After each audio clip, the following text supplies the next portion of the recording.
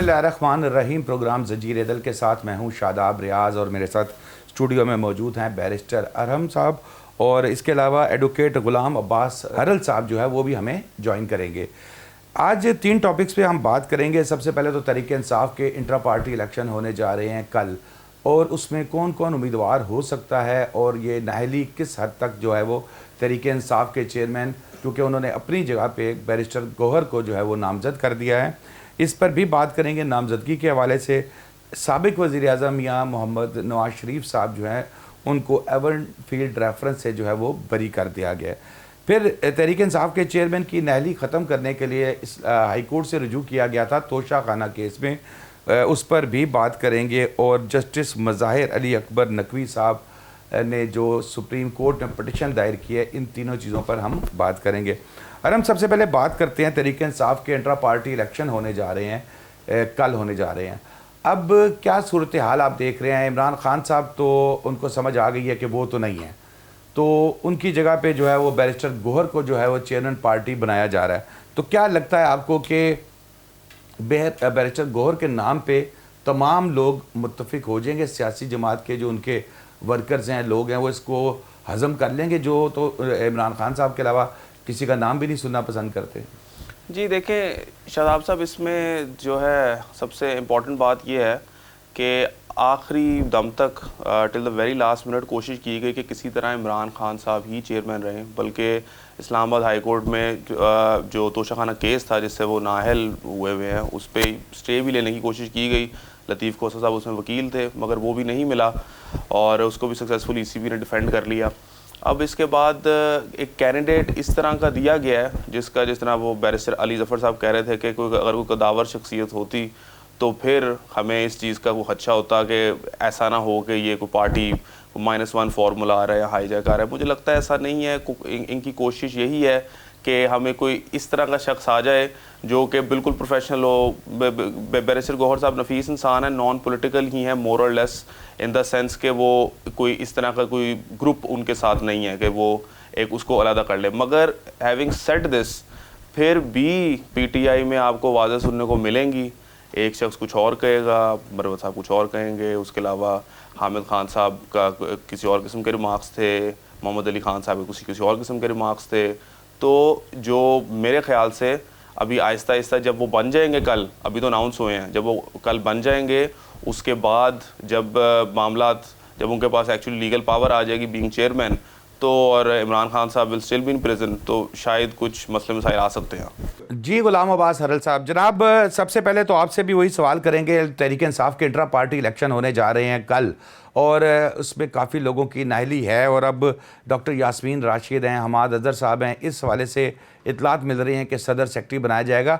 Doctor Yasmin Rashid साहिबा तो already एक ट्रायल फेस कर रही है, तो अगर 10, 15, 20 दिन के अंदर अंदर जनरल इलेक्शन से पहले उनकी नाअहली, मतलब यानी कि उनको सज़ा हो जाती है, तो ऑटोमेटिकली नाअहल हो जाएंगे, तो फिर दोबारा से इनको इसका सदारती इलेक्शन करवाना पड़ेगा या फिर नॉमिनेशन होगी? देखिए शादाब भाई, इस वक्त जो ये फैसला किया गया PTI के चेयरमैन की तरफ से, मैं समझता हूँ कि ये बहुत अच्छा फैसला था। इससे उन्होंने 2 वाज़ेह पैगाम दिए। एक तो उन्होंने जो मरूसी सियासत है उसको जो है ख़त्म किया, और दूसरा जो है उन्होंने पार्टी जो ओहदे हैं ख़ानदान के अंदर रखने की एक रवायत जो है हमारे मुल्क में है, उसको उन्होंने ख़त्म किया। ये जो 2 तासर दिए उन्होंने इस अपने फ़ैसले से, वो बहुत ही अच्छे फ़ैसले थे। और इसमें इस वक्त के तनाज़र के हिसाब से अगर देखा जाए तो चूँकि उन्होंने वो नाअहल है इस वक्त, और उनको मैनेज करने का फार्मूला जो है वो इस वक्त चल रहा है, उसको अमली जामिया जो बनाया जा रहा है। तो लेकिन मैं समझता हूँ कि जो इमरान खान साहब हैं इस वक्त ज़ाहिरी तौर पे या ऑन डॉक्यूमेंट्स तो वो चेयरमैन नहीं है, लेकिन इस बात को सारे जो उनके वर्कर्स हैं और जो उनके अवाम है ये समझती है। अच्छा हरल साहब, जो एक बात की जा रही है कि तोशा खाना केस में जो है वो नाअहली है, सज़ा मुअत्तल है, नाअहली बरकरार है, ये क्या मुझे बताएं कि नाअहली बरकरार है और नाअहली कैसे ख़त्म की जा सकती है? देखिए, जब इस्लामाबाद की डिस्ट्रिक्ट कोर्ट ने फैसला दिया था उसमें उन्होंने 2 जो पनिशमेंट की थी, एक तो उन्होंने 3 साल की सज़ा दी थी इमरान खान साहब को, और दूसरा जो है उन्होंने नाअहल किया था। तो उसमें जो है वो शॉर्ट सेंटेंस थी। इस्लामाबाद हाई कोर्ट ने जब ये अपील फिक्स हुई तो उसमें 426 में जो सेंटेंस है वो मुअत्तल कर दी थी और नाइली जी जो थी वो बरकरार थी। उसके लिए अब इस्लामाबाद हाई कोर्ट में एक दोबारा पीटीआई की तरफ से दरख्वास्त दी गई है। उन्होंने ये कहा कि चूँकि इलेक्शन जो है वो करीब है और इस हवाले से जो या तो अपील को सुना जाए या फिर जो है ये नाइली जो है उसको भी ख़त्म किया जाए। तो मैं समझता हूँ कि नाइली तो ख़त्म नहीं हो सकती। अगर नाइली भी ख़त्म हो जाए, सज़ा पहले ही मुअत्तल है, तो फिर तो सारा जो फैसला है वो कलअदम हो जाएगा। अच्छा, ये मुझे बताइए कि क्या जो पार्टी के जो दीगर लोग हैं, क्योंकि जो नाम सामने आ रहा है डॉक्टर यास्मीन राशिद साहिबा का नाम आ रहा है कि जी वो पंजाब को हेड करेंगी, इसी तरह उनके साथ सेक्रेटरी होंगे हमाद अज़हर साहब। हमाद अज़हर साहब तो शायद अभी तक मंजर आम पे नहीं आए, गुमशुदा हैं अभी तक। डॉक्टर यास्मीन राशिद साहिबा इस वक्त ट्रायल फेस कर रही हैं एंटी टेररिस्ट कोर्ट में, डिफरेंट केसेस उनके ऊपर हैं। अरम, अगर पार्टी इलेक्शन हो जाते हैं और 2 से 3 दिन में या 5 दिन में या 10 दिन में डॉक्टर यास्मीन राशिद साहिबा के ख़िलाफ़ कोई जजमेंट आ जाती है, तो उस सूरत हाल में क्या होगा? देखिए, अगर तो उनके ख़िलाफ़ कोई जजमेंट आ जाती है तो फिर उनको भी रिप्लेस करना पड़ेगा। हम जब जिस तरह ये ईसीपी ने इतनी स्ट्रिक्ट अब तो दे दी हैं गाइडलाइंस कि आई वाज एक्चुअली सरप्राइज्ड। अगर आप देखें कि जिस पे ये गुजार रहे हैं, क्योंकि पहले तो ये सारी चीज़ें थी फॉर्मेलिटीज़, सबको यही होता था कि अच्छा यार एक कुछ स्पेसिफिक लोग हैं, पर्सनालिटी बेस्ड पार्टीज़ हैं, मगर ईसीपी अब उसका ट्रेंड चेंज कर रही है।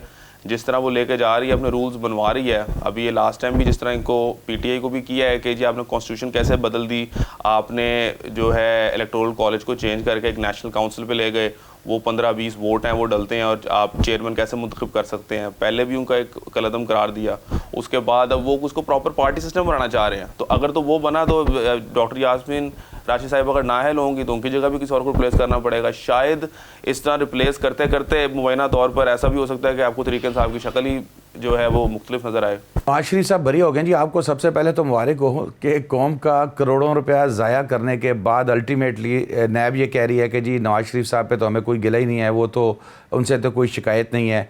तो क्या ये ट्रेंड कब तक चलेगा कि सियासी विक्टिमाइजेशन के लिए कौम का पैसा, मेरे आपके टैक्स का पैसा इस्तेमाल किया जाएगा? देखिए, इससे 2 सवाल पैदा होते हैं। एक सवाल तो ये है कि अगर नैब के पास कोई शवाहिद मौजूद नहीं थे तो किसने इस कौमी इदारे को मजबूर किया कि रेफरेंस फाइल करें नवाज शरीफ के खिलाफ। दूसरा सवाल ये पैदा होता है कि अगर नवाज शरीफ जो है उस वक्त मुजरिम थे तो अब जो है वो बेगुनाह कैसे तस्वर कर लिए गए। और इस सारे मामले में कौम का और मुल्क का एक वक्त ज़ाया किया गया, एक तमाशा लगाया गया और एक कसीर रकम जो है वो कौमी खजाने से ज़ाया की गई। आपने देखा कि किस तरह लोगों ने बाहर जाते थे, आनियाँ जानियाँ भी आपने देखी। उसके अलावा जेआईटी जो बनी वो भी आपने देखी। उसके बाद जो निगरान जज साहब मुकर्रर हुए जिनके निगरानी में ये सारा मामला जो है वो चलता रहा। तो ये सारे बहुत सारे सवालात हैं जो लोगों के दिलों में हैं और उनके ज़हनों में हैं। तो उनका जवाब जो है मैं समझता हूँ इस कौम को मिलना चाहिए कि इस तरह ये अगर तमाशा लगा रहा तो ये मुल्क जो है एक तजर्बागाह के ज़्यादा। मेरा सवाल फिर वही है कि करोड़ों रुपया, अरबों रुपया कौम का ज़ाया करने के बाद एक तरफ आप कहते हैं कि जी टैक्स नेट में इजाफा करें, लोग टैक्स नहीं दे रहे, पाकिस्तान के लोग टैक्स नहीं देते। अब टैक्स देते हैं तो आप उसके साथ, मैं अब क्या लफ्ज़ चूज़ करूँ, ये काम करते हैं कि अरबों रुपया ज़ाया करने के बाद आप कहते हैं कि जी वो तो बेगुनाह थे।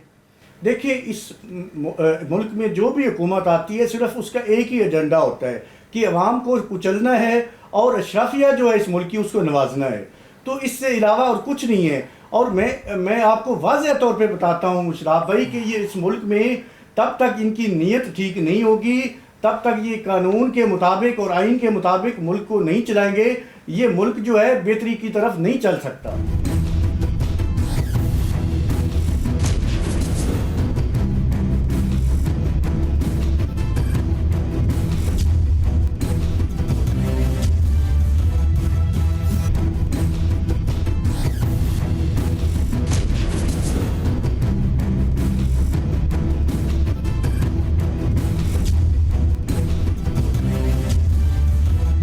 अच्छा, अब बात करते हैं एवन फील्ड रेफरेंस में साबिक वज़ीर आज़म मियां मोहम्मद नवाज शरीफ साहब को बरी कर दिया गया है।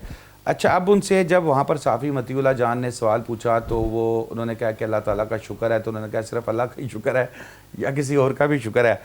अच्छा अरम, इसमें डिस्कस करने का जो मेरा मकसद है, बाकी तो ज़ाहिर है सब डिस्कशंस हो चुकी हैं इसके ऊपर, ये जो हमारे इदारे हैं जैसे नैब का इदारा है, ख़ुद मुख्तार इदारा है बज़ाहिर, ये क्या करते हैं कि जी 5 साल 4 साल 3 साल एक शख्स के बारे में ये बयानबाजी होती है कि जी वो तो है ही करप्ट आदमी, वो तो करप्ट तरीन आदमी है, उसके बाद अल्टीमेटली एकदम वो कल्टी खाते हैं और उसके बाद वो कहते हैं जी ये तो बहुत बड़ा नेक आदमी है और हमारी प्रोसिक्यूशन तो इसके ऊपर बहस ही कोई नहीं करेगी। ये मुल्क का करोड़ों रुपया, पाकिस्तानी अवाम के टैक्स के पैसों का करोड़ों रुपया ज़ाया करने वाली बात नहीं कि आप एक शख्स पे केस बनाओ। आप नैब का इदारा तनख्वाहें ले रहा है, वो हमारे टैक्स के पैसों से तनख्वाहें ले रहा है, तो ये किस किस्म की चीज़ें की जा रही हैं कि कभी कहते हैं चोर है, कभी कहते हैं हाजी है। शादाब साहब, ये जो आपने बात की है, बड़ी खुशी हुई है मुझे कि आपने इसके जो असल मौजू है उसकी तरफ आए हैं। हम बात कर सकते हैं एवनफील्ड केस में जान नहीं थी, ये भी बात कर सकते हैं कि जी उस वक्त पे जो है सुप्रीम कोर्ट ने कहा कि ये रेफरेंसेस बनाए थे, नैब ने बाद में कहा कि जी हमने तो बनाए नहीं, तो सुप्रीम कोर्ट ने कहा था, मियाँ गुल हसन औरंगजेब साहब ने कहा, लगता है अब तो मजबूर थे। ये लंबी डिस्कशन हो सकती है, इसको छोड़ें। सिर्फ इम्पॉर्टेंट बात क्या है कि 2017-18 से एक तमाशा शुरू हुआ कि जी ये एक करप्शन है। और अगर थोड़े सा फिगर्स देखें ना, 900 इन्होंने कहा 900 अरब रुपया हमने 50 मेगा केसेस से हमने करना है रिकवर। उसके लिए जनाब हमने 80 करोड़ रुपया खर्च किया। उसके लिए हमने जो है 69 अकाउंटेबिलिटी जजेस अपॉइंट किए। उसके लिए एसेट रिकवरी यूनिट टीम 41 दफ़ा बैरून मुल्क उन्होंने दौरे किए, जिसमें स्विट्ज़रलैंड, यूके, यूएस, उसमें भी कोई तकरीबन आपका को 37 करोड़ लगा। उसके बाद 1 अरब रुपया सिर्फ पनामा केस की टोटल प्रोसीडिंग में लगा, जो उसके बाद से कहानी शुरू हुई थी। टोटल 27 बिलियन रुपीज़ वर स्पेंट इस पूरे प्रोसेस में, जिसमें एक अवाम को भी जो है वो आपने खिलाई रखा कि जी अभी ऐसे हो रहा है, वैसे हो रहा है, ये पैसे आ जाएंगे, ये हो जाएगा। इस सब कुछ करने के बाद not a single penny was recovered 50 mega cases, बल्कि जस्टिस बाकर साहब थे जिन्होंने 2020 में ख्वाजा साद रफ़ीक के केस में जजमेंट दी थी। आपको याद होगी, जिन्होंने कहा था कि जी इसका मकसद ही ये है कि पॉलिटिकल डिवाइड जिस तरफ हवा चलती है उस तरफ की अकाउंटेबिलिटी हो जाती है। और ये 1999 से नैब सिर्फ इस्तेमाल ही इसके लिए हो रही है। एक तो दो बातें मुझे लगता है कि हमें देखनी पड़ेंगी। पहली तो ये कि क्या इस तरह नैब का कोई फ़ायदा भी है, और अगर नैब का कोई फ़ायदा, देखें आप नैब ख़त्म कर देते हैं, अभी ये डिस्कशन आ रहा है ना, तो FIA से ये काम करवा लेंगे, उसके बाद हम एस से ये जो एंटी करप्शन एस्टैब्लिशमेंट है उससे ये काम करवा लेंगे। जब तक आप मुझे तकलीफ इस बात की है कि देखिए कहा जाता है कि जी टैक्स नेट में इजाफा किया जाए, टैक्स में लोग टैक्स नहीं दे रहे, टैक्स दें, तो क्या वो टैक्स का पैसा इन अल्ले तल्लों के ऊपर ज़ाया किया जाएगा कि आप एक शख्स को पॉलिटिकल विक्टिमाइजेशन के लिए, चाहे अब भी हो रही है, ठीक है ना, चाहे अब भी हो रही है या पहले हो चुकी है, मैं दोनों तरफ खिलाफ हूं। पैसा किसका लग रहा है हम, मेरा, आपका, हरल साहब का, हम सब का जो टैक्स काटा जाता है, तो इस तरीके से बेदर्दी से ज़ाया किया जा रहा है हमारे पैसे को। देखें, अगर आपने इस वक्त ज़रूरी तो ये है, आप देखें कि ये अकाउंटेबिलिटी भी तो करें। ठीक है, 7 साल बाद एक बंदे को कहा कि यार अच्छा ये तो केस ही बिल्कुल बोगस था, नैब पीछे हट गई। आप नैब को या कोई भी इदारा है उसको इदारे की तरह चलाएं, तो फिर काम बनेगा। कि आप अगर उसको एक कहें कि एक दफ़ा 5 साल ये कहते रहें कि जी इससे तो मजबूत केस ही कोई नहीं, इसमें तो एविडेंस ही बहुत ज़्यादा है, और बाद में कहते हैं ये तो इतना फ्लेग्रेंट केस था, और उसके बाद ये सब हो जाए, तो फिर एक दूसरी तरफ पॉलिटिकल डिवाइड के नए केसेस बन जाएं। क्या पता 5 साल बाद फिर ये सुने कि जी इससे तो बोगस केस ही कोई नहीं था। तो ये जब तक ये चलता रहेगा, हम इसको चेंज नहीं करेंगे, तो हम कैसे मूव ऑन करेंगे आगे। बिल्कुल ठीक है। अब अगले टॉपिक पे ये चलते हैं। मज़ाहिर अली अकबर नकवी साहब ने, जस्टिस मज़ाहिर अली अकबर नकवी साहब ने एक पिटिशन दायर की है सुप्रीम कोर्ट में सुप्रीम जुडिशल काउंसिल की प्रोसीडिंग के ख़िलाफ़। उस पर क्या कहेंगे आप, क्या पिटिशन दायर की गई है उन्होंने, उनकी जानिब से? नकवी साहब पर 10 इल्ज़ामात लगाए गए थे, तो उन्होंने उसको बारी बारी एड्रेस किया। वो जितने भी उसके फैक्चुअल पॉइंट्स थे कि उनका घर था, उसका मामला था, फिर उन्होंने जो सबसे जो है पिंचिंग इल्ज़ाम है उसमें कहते हैं कि जी आप अप्रोचेबल बहुत ज़्यादा हैं, आप को एक जज जो है वो एक पर्दे के पीछे होना चाहिए, मगर लोग आपसे बात उसमें वो जो रिकॉर्डिंग्स मंजर आम पर आई थी वो सामने आई, उस पे ये इस तरह के 8-10 इल्ज़ामात, कुछ 4-5 प्रॉपर्टीज़ हैं, कुछ उनकी जो हैं वो दी गई हैं उसमें रेफरेंसेस।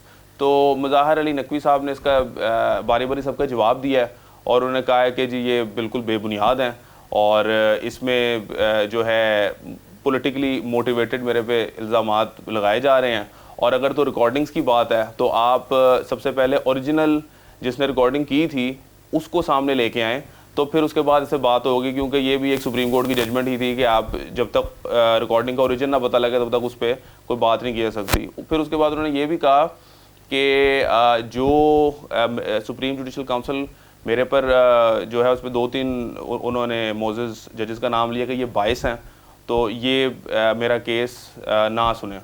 और उसके अलावा उन्होंने जो सबसे इंटरेस्टिंग बात थी कि जस्टिस काजी फ़ाइज़ ईसा साहब का जो केस था जो उनके ख़िलाफ़ रेफरेंस थी उसका हवाला देते हुए भी उन्होंने उसकी जो है अम्ब्रेला में भी कुछ पॉइंट्स दिए। तो ये अब देखते हैं कि ये कहाँ जाता है।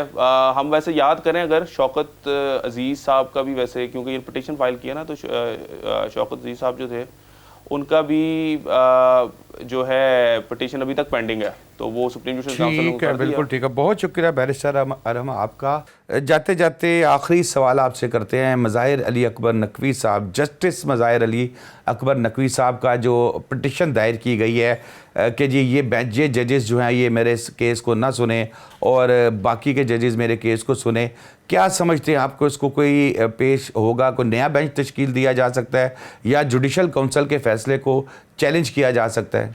देखिए, जब भी किसी आला अदलिया जो है जिसमें हाई कोर्ट है, सुप्रीम कोर्ट है, उसके खिलाफ किसी को कोई शिकायत हो तो वो सुप्रीम जुडिशल काउंसिल में दायर की जाती है। इसी तरह मज़ाहिर अली अकबर नकवी साहब जो हैं इनके खिलाफ जो शिकायत सुप्रीम जुडिशल काउंसिल में फ़ाइल की गई, इनको एक पहले नोटिस मिला था। उस नोटिस में कोई स्पेसिफिक जो है कोई कैटेगोरिकली एलिगेशन नहीं थे। अब जो दूसरा नोटिस इनको मिला है उसमें एक स्पेसिफिक एलिगेशन लगाए गए हैं, उनका जो इनसे जवाब मांगा गया, उस नोटिस को इन्होंने सुप्रीम कोर्ट में चैलेंज किया गया है।